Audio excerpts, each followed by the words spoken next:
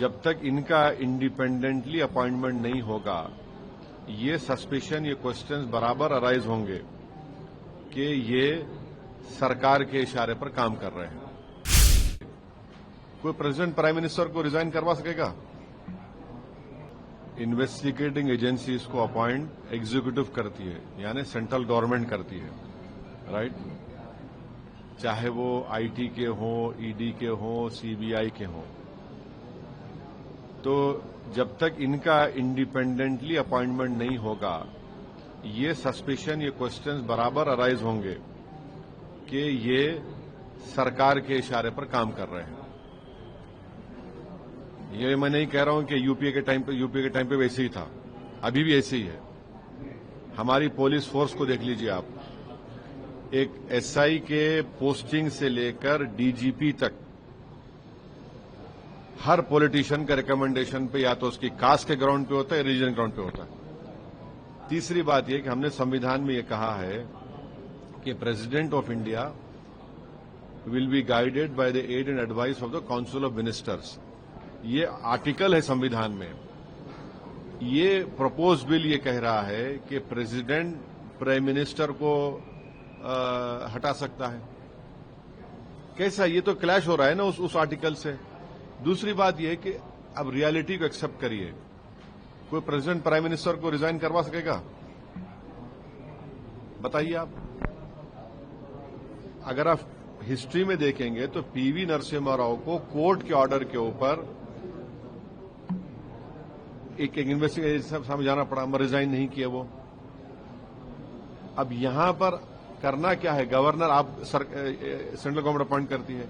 Governor अगर के राज में सिर्फ 4 या 5 मिनिस्टर्स को आप अरेस्ट कर लीजिए, सरकार गिर गई, सरकार बचेगी नहीं ना।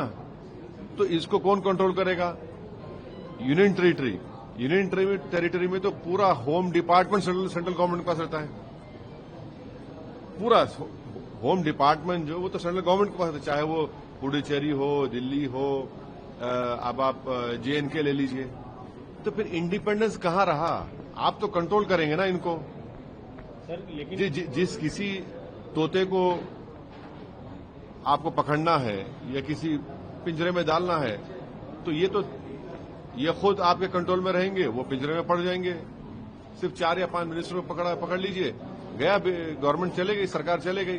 तो नहीं, सुनिए, आप इन तमाम चीजों को इंडिपेंडेंट कर दीजिए, जिसमें कोई सरकार का रोल नहीं रहेगा। उंगली नहीं उठेगी ना आप पे। अगर आप वाकई में मोरालिटी की बात कर रहे हैं, तो जब मोरालिटी की बात कर रहे हैं तो ये भी कानून डाल दीजिए कि जिस किसी को पकड़ा जाएगा वो सेंट्रल गवर्नमेंट के पार्टी में शामिल नहीं होगा। डाल दीजिए आप। इसको क्यों नहीं डालते आप? ये सब चीजें करिए ना। आपकी इंटेंशन, आपकी नेक नियति जाहिर हो जाएगी। सर, जेपीसी का रास्ता खुला है। अभी हमारे एडिटर चीफ के इंटरव्यू में अमित शाह जी ने बोला है कि जेपीसी में जाएगा, जेपीसी में चर्चा होगी, जेपीसी में सारे पार्टियों के लोग हैं, तो उसमें आप बात उठाइए, चीजें होंगी। नहीं, आप मेरे पास आए तो मैं बोल रहा हूं ना। पार्लियामेंट में हमने ये कहा, जेपीसी में नहीं मालूम मैं मेंबर बन पाऊंगा नहीं बन पाऊंगा। स्पीकर साहब से हम रिक्वेस्ट करेंगे, हमको बनाइए, हम ये रखेंगे। मगर जेपीसी में जाएगा जरूर। वो तो लिखा हुआ था एजेंडे में कि इसको पार्लियामेंट की कमेटी को रेफर किया जाएगा। मगर ये जो हमारे एप्रीहेंशंस हैं, इसका क्या होगा बताइए? उसका क्या करेंगे आप? भाई महाराष्ट्र में क्या हुआ?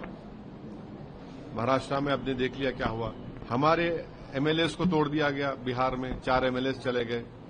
फिर आप कर्नाटका में क्या हुआ? हर जगह ऐसे ही हो रहा है। आप इंडिपेंडेंट इन्वेस्टिगेटिंग एजेंसीज को इंडिपेंडेंट कर दीजिए। इसमें कोई सरकार का रोल नहीं होगा, उनके अपॉइंटमेंट में पुलिस फोर्स में नहीं होगा। इंडिपेंडेंट कर दीजिए ना। भाई कॉन्स्टिट्यूशनल मोरालिटी इसमें नहीं आती क्या? फिर बताइए आप। इसमें भी आना चाहिए कॉन्स्टिट्यूशनल मोरालिटी। तो अब आप यूएपीए में डाल देंगे किसी को, यूएपीए लगा दिए। बीएनडबलएस के और पीएमएलए के कई सेक्शंस हैं, आप डाल दीजिए। आराम से बैठिए। 30 दिन नहीं, 3 महीने बेल नहीं होगी। 3 महीने बेल नहीं होगी। जब क्या करेंगे आप? अच्छा, आपको केस लगाने की जरूरत, डिटेन कर लीजिए आप। डिटेन के पावर्स हमने बीएनडबलएस में है। बीएनएस में है, डिटेन कर लीजिए 30 दिन, चला गया वो। ये बात समझने की जरूरत है।